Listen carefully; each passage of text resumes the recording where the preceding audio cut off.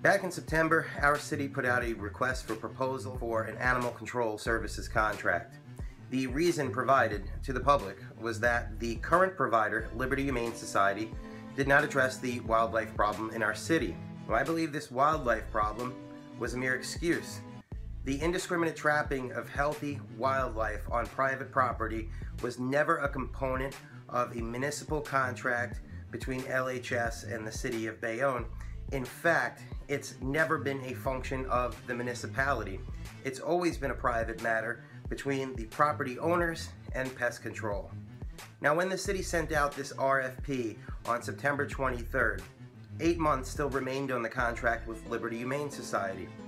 On the surface, this may appear that our city wanted an animal control provider that would address this, quote, wildlife problem, except for the RFP never even mentions wildlife or this problem.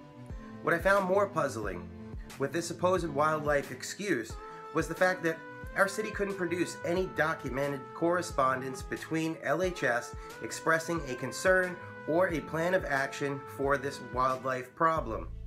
I would later learn that Liberty Humane Society was unaware that its client, our city, issued a RFP for service. What gets even more strange was that the city received just one response to this RFP. Not one other contractor bid on this contract. Not even Associated Humane out of Newark, a company that previously competed for Bayonne's animal control contract. Could it have been that Associated Humane was under the assumption that LHS was contracted for another 8 months and therefore weren't expecting an RFP from Bayonne? Sure. However, isn't it just as likely that any other contractors would assume the same? Now, on October 27th, our city accepted the only response to its RFP from a man by the name of Jeff Santini, owner and operator of New Jersey Animal Care and Rescue. On November 10th, 2015, our city council voted 5-0 to award a contract to NJACR beginning December 1st, 2015. However, during the testimony before that vote, things got even more interesting.